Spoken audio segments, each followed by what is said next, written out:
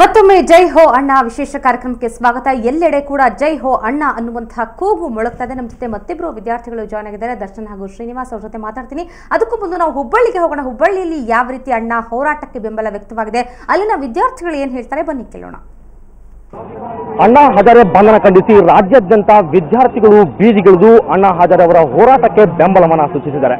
ಅದೇ ರೀತಿ ಹುಬ್ಬಳ್ಳಿಯಲ್ಲೂ ಕೂಡ ವಿದ್ಯಾರ್ಥಿಗಳು ಬೆಳಿಗ್ಗೆಯಿಂದಲೇ ಬೀದಿಗಿಳಿದು ಅಣ್ಣಾ ಹಜಾರೆ ಅವರ ಹೋರಾಟಕ್ಕೆ ಬೆಂಬಲ ಸೂಚಿಸುವ ಮೂಲಕ ನಾವೆಂದಿಗೂ ನಿಮ್ಮ ಒಂದು ಹೋರಾಟಕ್ಕೆ ಕೂಗು ಇದ್ದೇ ಇದೆ ಅನ್ನುವಂತಹ ಸ್ಪಷ್ಟ ಸಂದೇಶವನ್ನ ಮತ್ತು ಅದರ ಜೊತೆಗೆ ಲೋಕಪಾಲ್ ಮಸೂದೆಯನ್ನ ಜಾರಿಗೆ ತರಲೇಬೇಕು ಅನ್ನುವಂತಹ ಒಂದು ಸ್ಪಷ್ಟ ನಿಲುವನ್ನ ಇಲ್ಲಿ ವ್ಯಕ್ತಪಡಿಸಿದ್ದಾರೆ. ಬನ್ನಿ, ನಮ್ಮ ಜೊತೆಗೆ ಸಾಕಷ್ಟು ವಿದ್ಯಾರ್ಥಿಗಳಿದ್ದಾರೆ.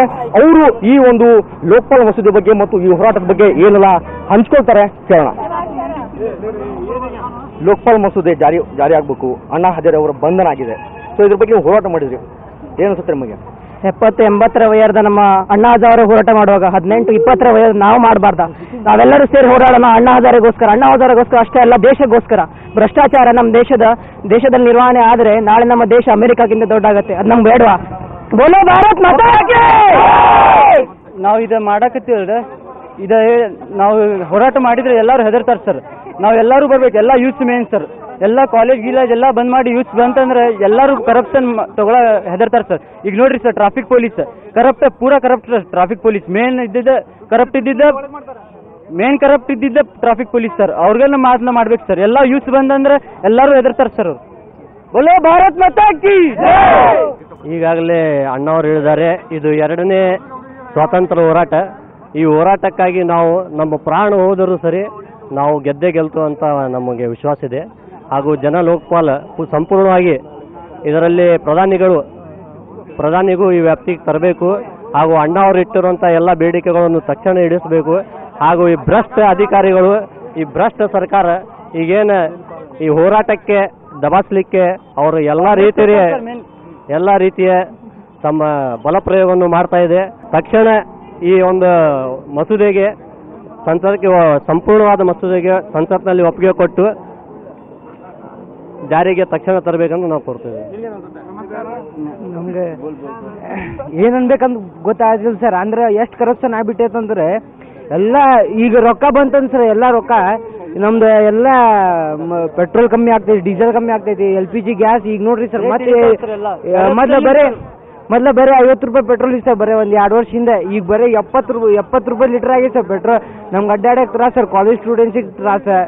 ಈಗ ಅಷ್ಟು ಅನ್ಬೋದು ಸರ್. ಇದಿಷ್ಟು ಹುಬ್ಬಳ್ಳಿ ವಿದ್ಯಾರ್ಥಿಗಳು ಸ್ಪಷ್ಟ ಸಂದೇಶವನ್ನು ರವಾನಿಸಿದ್ದಾರೆ. ಕೇಂದ್ರ ಸರ್ಕಾರ ನಡೆಸಿರುವಂತಹ ಧೋರಣೆ ಇದೆ, ಇದು ಸಂಪೂರ್ಣವಾಗಿ ಹಿಂದಕ್ಕೆ ಪಡಿಬೇಕು. ನಮ್ಮ ಹೋರಾಟ ನಿರಂತರವಾಗಿರ್ತದೆ. ನಾವು ಕೇಂದ್ರ ಸರ್ಕಾರ ಮಣಿಬೇಕು ಅನ್ನುವಂತಹ ಸಂದೇಶವನ್ನು ಕ್ಯಾಮರಾ ಪರ್ಸನ್ ವಿನಾಯಕ್ ಪೂಜಾರಿ ಜೊತೆ ಪ್ರಸನ್ನ ದೇಶಪಾಂಡೆ, ಹುಬ್ಬಳ್ಳಿ. ಇದಿಷ್ಟು ಹುಬ್ಬಳ್ಳಿ ವಿದ್ಯಾರ್ಥಿಗಳ ಕೂಗು. ಇನ್ನು ಬೆಂಗಳೂರಿನ ವಿದ್ಯಾರ್ಥಿಗಳು ಕೂಡ ನಮ್ಮ ಜೊತೆ ಇದ್ದಾರೆ. ನಾವು ನಮ್ಮ ಜೊತೆ ಅವರ ಮಾತನ್ನ ಮುಂದುವರ್ಸೋಣ. ಸೊ ದರ್ಶನ್, ಏನ್ ಅನ್ಸುತ್ತೆ, ಈಗ ಪ್ರತಿಯೊಂದು ಇಲಾಖೆಯಲ್ಲೂ ಕೂಡ ಭ್ರಷ್ಟಾಚಾರ ಇದೆ. ಅದು ರಾಜಕಾರಣಿಗಳಾಗಿರ್ಬೋದು, ಶಾಸಕಾಂಗ, ಕಾರ್ಯಾಂಗ, ನ್ಯಾಯಾಂಗ, ಎಲ್ಲದರಲ್ಲೂ ಕೂಡ ಭ್ರಷ್ಟಾಚಾರ ಇದೆ. ಅಂದ್ರೆ ಮೊದಲಿಗೆ ನಮ್ಮ ಒಂದು ದೈನಂದಿನ ಜೀವನದಲ್ಲಿ ಹೆಚ್ಚಾಗಿ ಪೊಲೀಸ್ ಇಲಾಖೆ ಹೆಚ್ಚಾಗಿ ಬರುತ್ತೆ. ಪೊಲೀಸ್ ಇಲಾಖೆಯಿಂದ ಎಷ್ಟರ ಮಟ್ಟಿಗೆ ಭ್ರಷ್ಟಾಚಾರ ನಿಯಂತ್ರಿಸೋದು ಅಥವಾ ಭ್ರಷ್ಟಾಚಾರ ಹೆಚ್ಚಾಗ್ತಾ ಇದೆ ಅಂತ ಅನ್ಸುತ್ತಾ, ಏನನ್ಸುತ್ತೆ? ಇವಾಗ ಪೊಲೀಸ್ ಏನಂತಾರೆ, ಪೊಲೀಸ್ ಪ್ರೊಟೆಕ್ಷನ್ ಏನಿದೆ ಅಂದರೆ ಪೊಲೀಸ್ ಫೋರ್ಸ್ ಏನಿದೆ, that is also one of the major causes for it is also adding to corruption ಅಂತ. ಯಾಕಂದರೆ ಎನ್ಫೋರ್ಸ್ಮೆಂಟ್ ಚೆನ್ನಾಗಿದ್ರೆ, ಇವಾಗ ನಾನು ಗಿವಿಂಗ್ ಅ ಲೈವ್ ಎಕ್ಸಾಂಪಲ್, ನಾನು ಹೆಲ್ಮೆಟ್ ಹಾಕೊಳ್ಳಲ್ಲ. ಡೈಲಿ ದಿನ ಬೆಳಗಾರ ನಮ್ಮ ಮನೆ ಮೇಕ್ರಿ ಸರ್ಕಲ್ ಇಂದ ಜಯನಗರ್ವರೆಗೂ ವಿತೌಟ್ ಹೆಲ್ಮೆಟ್ ಓಡಾಡ್ತೀನಿ ನಾನು. ಯಾರು ಕೇಳಲ್ಲ. ಯಾಕಂದ್ರೆ ನಮ್ಗೆ ಭಯ ಇಲ್ಲ. ಪೊಲೀಸ್ ಹಿಡಿದ್ರೆ ಮ್ಯಾಕ್ಸಿಮಮ್ ಏನಪ್ಪಾ 50 ರೂಪಾಯಿ ಇರುತ್ತೆ ಜೇಬಲ್, 50 ರೂಪಾಯಿ ಕೊಟ್ರೆ ಬಿಟ್ಟು ಕಳಿಸ್ತಾನೆ. ಅದ್ ಬಿಟ್ರೆ ಏನಂತಾರೆ, ದೇರ್ ಇಸ್ ನೋ, ನನ್ಗೆ ಭಯಾನೇ ಇಲ್ಲ ಪೊಲೀಸ್.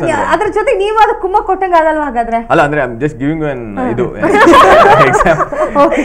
ಸೊ ಯೋಚನೆ ಮಾಡಿದ್ರೆ 50 ರೂಪಾಯಿ ಬಿಸಾಕಿದ್ರೆ ಸಾಕು, ಪೊಲೀಸರು ಸುಮ್ಮನೆ ಇರ್ತಾರೆ, ನಾವು ಹಾಗೆ ಓಡಾಡೋಣ, ರೂಲ್ಸ್ ಬ್ರೇಕ್ ಮಾಡೋಣ. ಅದು ನಮ್ಗೆ ಕರ್ಗತ ಆಗಿ ಬಂದ್ಬಿಟ್ಟಿದೆ. ಇಫ್ ಮುಂಚೆಯಿಂದ ಪೊಲೀಸ್ ವಾಸ್ ವೆರಿ ಸ್ಟ್ರಿಕ್ಟ್, ನಾವು ಅಷ್ಟು ಭಯ ಇರ್ತಿತ್ತು. ಏನಂತಾರೆ, ಸುಮ್ನೆ ಹಿಡಿದ್ರೆ ಪ್ರಾಬ್ಲಮ್ ಅಪ್ಪ, ಕೇಸ್ ಆಗ್ಬಿಡುತ್ತೆ, ಇದಾಗ್ಬಿಡುತ್ತೆ ಅಂತ ಹೇಳ್ಬಿಟ್ಟು ಭಯ ಇರ್ತಿತ್ತು. ಬಟ್ ಇವಾಗ ಆತರ ಏನಿಲ್ಲ. ಸುಮ್ನೆ ಏನಂತಾರೆ, ನೀವು ಲೀಜರ್ ಎಲ್ಲಾರು ಮಾಡೋ ಇದು ಮರ್ಡರ್ಗಳಾಗುತ್ತೆ, ಯಾರು ತಲೆನೇ ಕೆಡ್ಸ್ಕೊಳ್ಳಲ್ಲ. ಏನಕ್ಕಂದ್ರೆ ದುಡ್ಡು ಕೊಟ್ಟು ಆರಾಮಾಗಿ ಜೈಲ್ ಆಚೆ ಬರ್ತೀನಪ್ಪ. ಅವ್ನು ಯಾರೋ ಇದರಲ್ಲಿ UP-ಲಿ ಪಪ್ಪು ಯಾದವ್ ಅಂತ ಅವನು is a criminal, is been evicted in so many murder case. ಅವನು ಜೈಲಲ್ಲಿ ಕೂತ್ಕೊಂಡು ಹಿ ವಿನ್ಸ್ ಎಲೆಕ್ಷನ್ ಗೆಲ್ತಾನೆ. Is an sitting member of parliament ಈ ಪಾರ್ಲಿಮೆಂಟರಿ ಇದರಲ್ಲಿ. ಸೊ ಆ ತರ ನಮ್ಮ ಪೊಲೀಸ್ ಸಿಸ್ಟಮ್ ಇಷ್ಟು ಹದಗೆಟ್ಟಿದೆ ಅಂದ್ರೆ, ಪೊಲೀಸ್ ಅಂದ್ರೆ ಯಾರಿಗೂ ಭಯನೇ ಇಲ್ಲ. ಭಯ ಅಂತ ಇಲ್ಲ. ನೀವು ಹೇಳಿದ್ರೆ ಸಿಗ್ನಲ್ ಜಂಪ್ ಮಾಡ್ತಾರೆ, ಹೆಲ್ಮೆಟ್. ಇವಾಗ ಏನಾಗಿದೆ ಅಂದ್ರೆ ಎಲ್ಲಾ ಕಡೆ ಕ್ಯಾಮ್ರಾಸ್ ಹಾಕಿದ್ದಾರೆ. ಡೈರೆಕ್ಟ್ ಆಗಿ ಮನೆಗೆ ನೋಟಿಸ್ ಬರುತ್ತೆ, ಒಂದ್ 15 ದಿವಸ ಕಾಯಿರಿ, ನಿಮ್ ಮನೆಗೆ ನೋಟಿಸ್ ಬರುತ್ತೆ, ನೀವು ಹೋಗ್ಬಿಟ್ಟು ಬ್ಯಾಂಗ್ಳೂರ್ 1 ಫೈನ್ ಕಟ್ಟಿ. ಅವ್ರಿಗೆ ಕೊಡ್ಬೇಕು ಅಂತ ಇಲ್ಲ. ನನ್ನ ನಂಬರ್ ಬರ್ಕೊಂಡಿದ್ರು, ಗಾಡಿ ನಂಬರ್ 6 ತಿಂಗಳಾಗಿದೆ, ಇನ್ನೂ ನನ್ ನೋಟಿಸ್ ಬಂದಿಲ್ಲ. ಪೊಲೀಸ್ ಇಲಾಖೆಯಲ್ಲೂ ಭ್ರಷ್ಟಾಚಾರ ಇದೆ ಅನ್ನೋದು ನಿಷ್ಠಾವಂತ ಅಧಿಕಾರಿಗಳು ಅಲ್ಲೂ ಕೂಡ ಇದ್ದಾರೆ. ಅದೇ ಬೆರಳೆಣಿಕೆ ಎಷ್ಟು ಮಾತ್ರ. ಪೊಲೀಸ್ ಎಲ್ಲರೂ ಕರಪ್ಟೆಡ್ ಅಂತ ಸ್ವಲ್ಪ ಜನರು ಇದ್ದೇ ಇದಾರೆ, ಇಲ್ಲ ಅಂತ ಇಲ್ಲ. ಒಬ್ಬ PC ಅಲ್ಲಿ ಪಾನಿಪುರಿ ಮಾಡೋರ ಹತ್ರ 20 ರೂಪಾಯಿ ಇಸ್ಕೊಂತಾರೆ ದಿನದ ಕಲೆಕ್ಷನ್. ಅದು ನಾನು ಕೇಳಿದೀನಿ ಏನ್ ಕೊಡ್ತೀರಾ ಅಂತ. ಕೊಡ್ತಿದ್ರೆ ಹಾಕಕ್ ಬಿಡಲ್ಲ, ಕಾರ್ಪೊರೇಷನ್ ಕಡೆಯಿಂದೆಲ್ಲ ಗಲಾಟೆ ಮಾಡ್ತಾರೆ. ಆ 20 ರೂಪಾಯಿ ಎಷ್ಟು ಜನ ಆಯ್ತು, ಎಷ್ಟು ಕೊಡ್ತಾರೆ? ಅವೆಲ್ಲ ತಗೊಂಡ್ಮೇಲೆ ಅವ್ರು ಯೂಸ್ ಮಾಡ್ಕೊಳಲ್ಲ, ಅವ್ರ ಹೈಯರ್ ಅಫಿಷಿಯಲ್ಸ್. ಫೈನಲಿ ಅದು MLA ಕಾರ್ಪೊರೇಟ್ ಹೋಗುತ್ತೆ. ಫಸ್ಟ್ ಆಫ್ ಆಲ್ ಆ ಪೋಸ್ಟ್ ಬರಕ್ ಅವ್ರು ಕೊಟ್ಟಿರ್ಬೇಕು. ಗುಡ್ ಸಿ ಎವ್ರಿ ಪೋಸ್ಟ್ ನೀವು ಹೋಗ್ಬೇಕು ಅಂತಂದ್ರೆ ಇಷ್ಟು ಅಂತ ನಿಮ್ ಹೈಯರ್ ಲೆವೆಲ್ ಒಂದ್ ಲೆವೆಲ್ ಅಲ್ಲಿ ಎಲ್ಲಾರ್ಗು ತಿನ್ನಿಸ್ಕೊಂಡ್ ಗವರ್ಮೆಂಟ್ ಅಫಿಷಿಯಲ್ ಹಾಕ್ತೀನಿ ಅಂತ ಹೇಳುವಾಗ್ಲೂ ನಾನು ಇಷ್ಟು ದುಡ್ಡು ಕೊಡ್ತೀನಿ, ನಾನು ಅದಕ್ಕೆ ಹಾಕ್ತೀನಿ, ಬಿಡೋ ನಾನು ಅದಕ್ಕೆ ಡಬಲ್ ಸಂಪಾದನೆ ಮಾಡ್ತೀನಿ. ಅದೊಂದು ಕಾನ್ಸೆಪ್ಟ್ ಬಂದ್ಬಿಟ್ಟಿದೆ. ನಾನು ಈ ಪೋಸ್ಟ್ ಬ್ಲೇಮು ಮಾಡಕ್ಕಾಗಲ್ಲ. ಆಫ್ಟರ್ ಆಲ್ ಒಬ್ಬ PC ಗೆ ಎಷ್ಟು ಸಿಗುತ್ತಂದ್ರೆ 6000 ಸಿಗುತ್ತೆ ಎಲ್ಲ ಕಟ್ಟಾಗಿ. ಅವ್ರಿಗೆ ಇಷ್ಟ ಇರಲ್ಲ, ಅವ್ರಿಗೆ ಮಕ್ಳು ಇರಲ್ವಾ, ಅವ್ರಿಗೆ ಒಳ್ಳೆ ಎಜುಕೇಶನ್ ಕೊಡ್ಸ್ಬೇಕು ಅಂತಾರಲ್ಲ, ಅವ್ರ ಮಕ್ಳು ಮಾತ್ರ ಗೌರ್ಮೆಂಟ್ ಸ್ಕೂಲ್ ಅಲ್ಲಿ ಇರ್ಬೇಕಾ? ಸ್ಯಾಲರಿ ಇಸ್ ಗುಡ್, ಯಾರು ಎಲ್ಲರೂ ಕರಪ್ಟ್ ಆಗಲ್ಲ. ಒಬ್ಬ ಕಾರ್ಪೊರೇಟ್ ಕಂಪ್ನಿಗೆ ಹೋಗೋನ್ಗೆ 35,000 ಸಿಗುತ್ತೆ, ಅವನು ಆರಾಮಾಗಿರ್ತಾನೆ. ಅದೇ ಪೊಲೀಸ್ ಅವರು ಎಲ್ಲಾರನ್ನೂ ದಿನ ಬೆಳಿಗ್ಗೆ ಕಾಯೋರು, ಅವ್ರಿಗೆ 6,000 ರೂಪಾಯಿ ಸಂಬಳ ಸಿಗುತ್ತೆ. ಅವ್ರಿಗೆ ಇಷ್ಟ ಇರಲ್ಲ ನಮ್ಮ ಮಕ್ಳು ಇದೇ ಸ್ಕೂಲಲ್ಲಿ ಓದ್ಬೇಕು ಅಂತ. ಪೊಲಿಟಿಷಿಯನ್ಸ್ ಅದೇ problem. Politician salary of course 80,000 ಇವಾಗ ಇನ್ಕ್ರೀಸ್ ಮಾಡಿದ್ದಾರೆ. ಬಟ್ ಅದರ್ವೈಸ್ ವೆನ್ ಇವಾಗ ಒಬ್ಬ ಕಾರ್ಪೊರೇಟ್ ಕಂಪನಿ CEO ಅವ್ನ್ಗೆ ಕಮ್ಮಿ ಇಲ್ಲ ಅಂದ್ರೆ will be earning in crores, I mean annually. ಅವ್ನ್ ಬರೀ ಒಂದ್ ಕಂಪನಿ ನಡ್ಸೋನು ಅಂತ ಎಷ್ಟೋ ಸಾವಿರಾರು ಕಂಪನಿಗಳು ಏನಂತಾರೆ industry minister, heavy industries minister ಪರ್ವಿ ಒಳಗಡೆ ಬರ್ತಾ ಇರುತ್ತೆ. ಅವ್ನ್ ಬರೀ 80,000 ಸ್ಯಾಲರಿ ಡ್ರಾ ಮಾಡ್ತಿರ್ತಾನೆ. Someone who his subordinate almost. ಎಲ್ಲ ಒಂದ್ ಕಡೆ ಪರಿಶ್ರಮಕ್ಕೆ ತಕ್ಕ ಪ್ರತಿಫಲ ಸಿಗುತ್ತಿಲ್ಲ, ಹೀಗಾಗಿ ಸಹಜವಾಗಿ ಹೆಚ್ಚಾಗಿ ತಗೋತಾರೆ ಅಂತಂದ್ರೆ ಅವ್ರಿಗೆ ಕರೆಕ್ಟ್ ರೆಮ್ಯುನರೇಷನ್ ಸಿಗ್ತಿಲ್ಲ. ಇವಾಗ ಒಂದ್ ಕಂಪ್ನಿನಲ್ಲಿ ಅವ್ರು ಮಾಡೋ ಕೆಲಸ ತಗೊಂಡು ಅವ್ರ ರೆಕ್ರಿಯೇಷನಲ್ ಆಕ್ಟಿವಿಟೀಸ್ ತಗೊಂಡು ಅವ್ರ ಸ್ಯಾಲರಿನ ಫಿಕ್ಸ್ ಮಾಡ್ತಾರೆ. ನಮ್ಮಲ್ಲಿ ಯಾವ್ದೋ 1947 ಅಲ್ಲಿ ಕೊಡೋ ಸ್ಯಾಲರಿನ ಈಗಲೂ ಕೊಟ್ರೆ ಯಾರು? ನೀವು ಅದನ್ನ ಹೇಳಿ, ಪ್ರೈವೇಟ್ ಸೆಕ್ಟರ್ ಹೋಗಿ ಅವ್ರಿಗೆ ಕೆಲಸ ಮಾಡ್ತೀರಾ ಅದಕ್ಕೆ ಡಬಲ್ ದುಡ್ಡು ಕೊಡ್ತಾರೆ. ಅದಕ್ಕೆ ಅಲ್ಲಿ ಭ್ರಷ್ಟಾಚಾರ ಅನ್ನೋದು ಇನ್ನೂ ಬಂದಿಲ್ಲ. ಬಟ್ ಪಬ್ಲಿಕ್ ಸೆಕ್ಟರ್ ಅಲ್ಲಿ ಬುದ್ಧಿ ಕಲಿತಾರೆ ಅಂತ ಎಲ್ಲಾ ಪೊಲೀಸ್ನವರು ಡ್ಯೂಟಿ ಬಿಟ್ಟು ಅವರು ಬೀದಿಗಿಳಿದು ಹೋರಾಟ ಮಾಡ್ಬೇಕು, ನಮಗ್ ಕೆಲಸ ಸಿಗ್ಬೇಕು ಅಂತ ಇದು ಮಾಡಿದಾಗ್ಲೇ ಪೊಲಿಟಿಷಿಯನ್ಸ್ ಬುದ್ಧಿ ಬರೋದು. ಮೊನ್ನೆ ಪೇಪರ್ ಅಲ್ಲಿ ಓದಿರ್ಬೋದು, ನಮ್ ವಿಧಾನಸೌಧದಲ್ಲಿ ಫ್ಲಾಗ್ ಹಾಯ್ಸ್ಟ್ ಮಾಡೋ ಪರ್ಸನ್ 15 ರೂಪಾಯಿ ಸಿಗುತ್ತೆ ದಿನಕ್ಕೆ ಅವ್ನಿಗೆ ಫ್ಲಾಗ್ ಹಾಯ್ಸ್ಟ್ ಮಾಡಿದಕ್ಕೆ. ಅಂದ್ರೆ ತಿಂಗಳಿಗೆ ಎಷ್ಟಾಯ್ತು? 450 ರೂಪೀಸ್. 450 ರೂಪಾಯಿಲಿ ಒಂದ್ ತಿಂಗಳದ, ಅದು ಈ ಕಾಲದಲ್ಲಿ ಏನ್ ಮಾಡಕ್ ಗಾರೆ ಕೆಲಸ ಮಾಡೋದು ದಿನಕ್ಕೆ 400 ರೂಪಾಯಿ ಸಿಗುತ್ತೆ. ಗಾರೆ ಕೆಲಸ ಮಾಡಿ ಇವನು ವಿಧಾನಸೌಧ ಫ್ಲಾಗ್ ಹಾಯ್ಸ್ಟ್ ಮಾಡೋನು 15 ರೂಪೀಸ್ ಅಲ್ಲಿ ಅವ್ನು ಹೆಂಗ್ ಜೀವನ ಸಾಧಿಸ್ಬೇಕು? ಸೊ ಅವ್ನು ಆಬ್ವಿಯಸ್ಲಿ ಆಲ್ಟರ್ನೇಟ್ ಮೀನ್ಸ್ ಗೆ ಅವ್ನ ಜೀವನ ಇದೆಲ್ಲ ಸರಿಯಪ್ಪ. ಈಗ ಅವರ ಕೆಲಸಕ್ಕೆ ಅವರ ಅರ್ಹತೆಗೆ ತಕ್ಕಂತೆ ಸಂಬಳ ಕೊಟ್ಟರು ಕೂಡ ಹೈಯರ್ ಎಷ್ಟು ದುಡ್ಡು ಇದ್ರು ಸಾಲಲ್ಲ. ಈಗ ಕೊಟ್ರೆ ಯಾರು ಬಿಟ್ಬಿಡ್ತಾರ? ರಿವೈಸ್ ಮಾಡಿ ಸ್ಯಾಲರಿನೆಲ್ಲ ರಿವೈಸ್ ಮಾಡಿ. ಇವಾಗ ಒಂದು ಅಸಿಸ್ಟೆಂಟ್ ಎಕ್ಸಿಕ್ಯೂಟಿವ್ ಇಂಜಿನಿಯರ್ ಅಂತಂದ್ರೆ ಅವ್ರಿಗೆ ಬರೋದು ಎಷ್ಟು? ಆನ್ ಹ್ಯಾಂಡ್ ಕೆಲ್ಸಕ್ಕೆ ಸೇರಿದಾಗ 20,000, ಅವ್ರ ಪ್ರಮೋಷನ್ ಆಗಿ ಅವ್ರ DA ಅದು ಇದು ಎಲ್ಲ ನಾನು ಹೇಳ್ತೀನಿ, ಈಗ ನಿಮ್ಗೆ ಇಷ್ಟು ಸ್ಯಾಲರಿ ರಿವೈಸ್ ಆಗಿದೆ ಸಾಕಪ್ಪ ಅಂತ ಅನ್ನೋರಿದ್ದಾರೆ.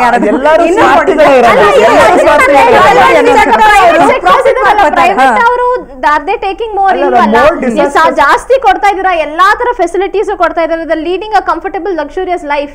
They are peaceful, they are satisfied ಇಲ್ಲ ಅಂತ ಇಲ್ವಲ್ಲ. ಬಟ್ ಇದೇನಂದ್ರೆ ಬರೀ ಜಾಸ್ತಿ ಗವರ್ಮೆಂಟ್ ಸೆಕ್ಟರ್ ಅಲ್ಲೇ ತುಂಬಿಕೊಂಡಿದೆ.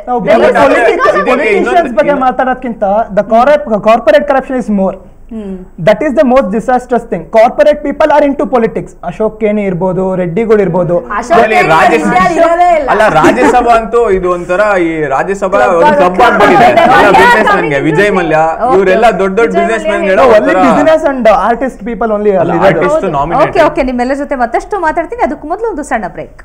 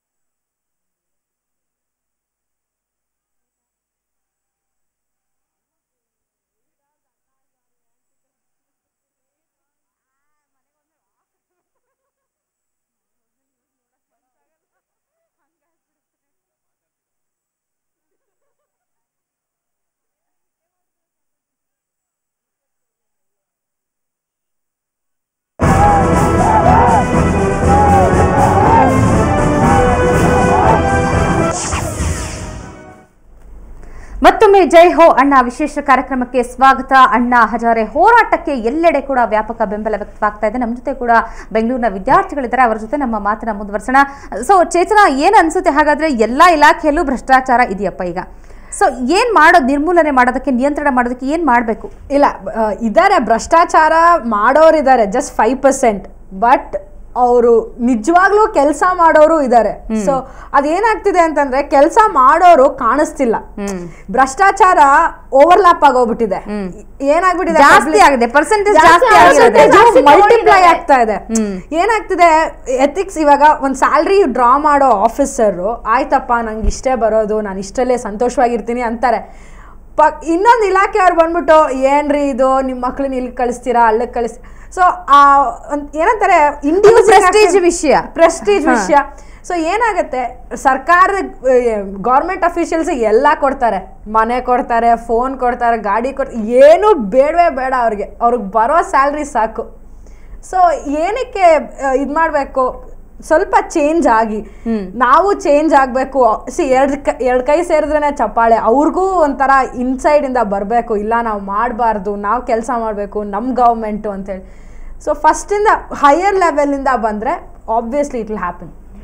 ಓಕೆ ಶ್ರೀನಿವಾಸ್, ಈಗ ನಮ್ಮ ಪರಿಶ್ರಮಕ್ಕೆ ತಕ್ಕ ಪ್ರತಿಫಲ ಸಿಗ್ತಾ ಇಲ್ಲ ಅನ್ನೋಂಥದ್ದು ಬೇಜಾರು ಇದ್ದೇ ಇರುತ್ತೆ, ನಿಜಕ್ಕೂ ಒಪ್ಕೊಳ್ಳೋಣ ಅದನ್ನ. ಬಟ್ ಎಲ್ಲೋ ಒಂದು ಕಡೆ ಅವ್ರಿಗೂ ಒಂದು ಟೈಮ್ ಇರುತ್ತೆ, ಒಂದಿಷ್ಟು ದಿನ ಹೋರಾಟ ನಡೆಸಿದ ಮೇಲೆ, ಎಕ್ಸ್ಪೀರಿಯನ್ಸ್ ಆದಮೇಲೆ ಅವ್ರಿಗೂ ಒಂದು ಪ್ರತಿಫಲ ಸಿಗುತ್ತೆ. ಆದ್ರೆ ಇಷ್ಟರಲ್ಲೇ ನಾನು ಜೀವನ ಸಾಗಿಸ್ಬೇಕು ಅನ್ನುವಂಥ ಮೆಂಟಾಲಿಟಿ ಬರಬೇಕು. ಅತಿ ಆಸೆ ಪಟ್ಟಾಗ ಮಾತ್ರ ಇದು ಹೆಚ್ಚಿನ ಒಂದು ಸಂಬಳ ಬಿಟ್ಟು ಗಿಂಬಳದ ಆಸೆ ಹುಟ್ಕೊಳ್ಳುತ್ತೆ ಅನ್ಸುತ್ತಲ್ವಾ? ಅಲ್ಲ, ನಾನು ಹೇಳ್ತಿರೋದು ಜನರಲ್ ಆಗಿ ಹೇಳ್ದೆ ಹೊರತು ಇವಾಗ್ಲೂ ಅಷ್ಟೇ ಸಂಬಳ ತಗೊಂಡು ನಿಯತ್ತಾಗಿರೋರು ಇದಾರೆ, ಅವ್ರು ನೋಡ್ ಕಲಿಬೇಕಾದವರು ಇದಾರೆ. ಆದ್ರೆ ಕಲಿಯೋರು ಯಾರು, ಎಷ್ಟು ಜನ ಅಂತ. ಬಟ್ ನಾವ್ ಇಲ್ಲಿ ಕೂತ್ಕೊಂಡು ನಾವು ಮಾತಾಡ್ಬೇಕಾದ್ರೆ, ಬಿಕಾಸ್ ನಾವೆಲ್ಲ ಒಂದ್ ನೋಡ್ತೀವಿ, ಎಲ್ಲಾ ಕಡೆ ಸುತ್ತೀವಿ, ನಮ್ಗೂ ಒಂಥರ ಓಕೆ ನೋಡು ಈ ತರ ಇದಾರೆ, ಕಾರ್ಪೊರೇಟ್ ಮೆಂಬರ್ಸ್ ಈ ತರ ಇದಾರೆ, ಪಾಪ ಅವ್ರು ನೋಡಿ ಇಷ್ಟೆಲ್ಲ ಕಷ್ಟಪಟ್ಟರು, ನಮ್ಗೆ ಒಂಥರ ಫೀಲ್ ಆಗ್ತಿರುತ್ತೆ. ಎಷ್ಟ್ ಜನ ಅಫಿಷಿಯಲ್ಸ್ ಆಗ್ಬೇಕು ಅಂತಿದೀವಿ ಇಲ್ಲಿ, ಆಗ್ಬೇಕು ಅಂತಂದ್ರೂನು ಮೊದ್ಲೇ ಆಯ್ತಪ್ಪ AS KS ಅಂದ್ರೆ ಚೆನ್ನಾಗಿ ಇಷ್ಟು ದುಡ್ಡು ಕೊಟ್ಬಿಡೋಣ, ನನ್ಗೆ ಆ ಪೋಸ್ಟ್ ಸಿಕ್ಬಿಡುತ್ತೆ, ಸರಿ ಆಮೇಲೆ ಮುಂದೆ ಸಂಪಾದನೆ ಓಕೆ, ಟ್ರಾನ್ಸ್ಫರ್ ಆಗಕ್ಕೂ ದುಡ್ಡು ಕೊಡ್ಬೇಕಲ್ಲ, ಅದು ಒಂಥರ, ಅದು ಒಳ್ಳೆ ಏರಿಯಾಗ ಬಂದ್ರೆ ದುಡ್ಡು ಮಾಡಕ್ ಆಗೋದು ಅಂತಾನೆ ಹಾಕ್ಸ್ಕೊಂಡ್ ಬರ್ತಾರೆ. ಅದು ಒಂಥರ ಬ್ಯಾಡ್. ನಮ್ ಫ್ರೆಂಡ್ ಅವ್ರ ಅಕ್ಕ KS ಎಕ್ಸಾಮ್ ಪಾಸ್ ಆಗಿದ್ರು, ಅವ್ರದ್ದು ರ್ಯಾಂಕಿಂಗ್ ಆಲ್ಮೋಸ್ಟ್ ಸಮ್ 100 ಅಲ್ಲ 200s ಅಲ್ಲಿ ಅವ್ರ ರ್ಯಾಂಕಿಂಗ್ ಬಂದಿತ್ತು. ಫೈನಲಿ ಮೇನ್ಸ್ ಅಲ್ಲಿ ಅವ್ರಿಗೆ ಪೋಸ್ಟಿಂಗ್ ಕೊಡಕ್ಕೆ 40 lakhs ಔಟ್ ಅಂಡ್ ಔಟ್ ಇದನ್ ಕೇಳಿದ್ದಾರೆ, ಏನಂತಾರೆ ಲಂಚ ಕೇಳಿದ್ದಾರೆ. ಅವ್ರ ಅಪ್ಪ ಇರೋದು ಏನಂತಾರೆ, ಅವರು ಯಾವ್ದೋ ಗೌರ್ಮೆಂಟ್ ಇದ್ರಲ್ಲಿ some second division clerk or something. ಕೆಲಸ ಪಡ್ಕೋಬೇಕು, ಲಂಚ ಕೊಡ್ಬೇಕು, ಮುಂದೆ ಸಂಪಾದನೆ ಮಾಡ್ಕೋಣ ಅಂತ ಅವರು ಅದನ್ನೇ ಇದನ್ ಮಾಡ್ತೀವಿ. ಇವಾಗ ನೋಡಿ, ಅವ್ರ KPSC ಗೆ ಇವಾಗ 40 ಲಕ್ಷ ಕೊಟ್ಟು ಆಗ್ಲೇಬೇಕು. ಸೊ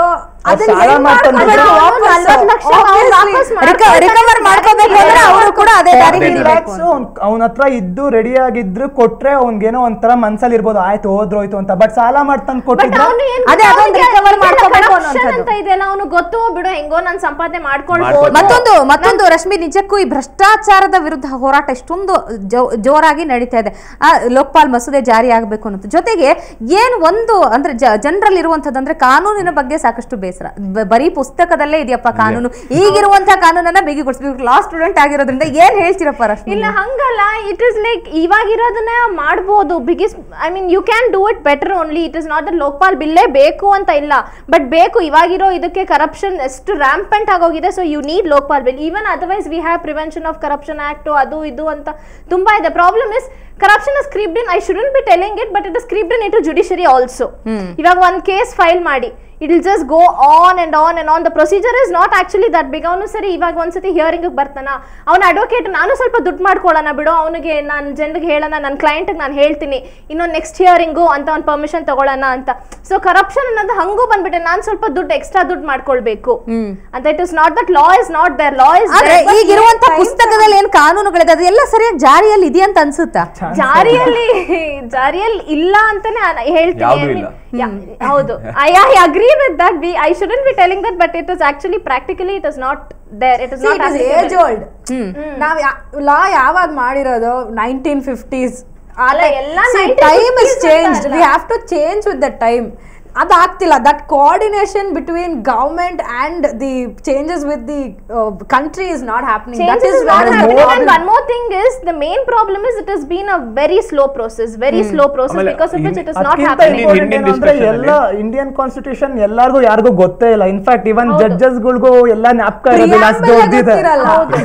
ಅಲ್ಲ ಆಮೇಲೆ ಅಲ್ಲ, ಕೊನೆಯದಾಗಿ ಏನ್ ಹೇಳಕ್ ಇಷ್ಟಪಡ್ತೀರಿ ಶ್ರೀನಿವಾಸ್? ಯುವಕರಿಗೆ, ಈಗಿನ ಯುವಕರಿಗೆ ಯಾವ ರೀತಿ ಏನ್ ಸ್ಟೆಪ್ ಇಡ್ಬೇಕು ಅವರು?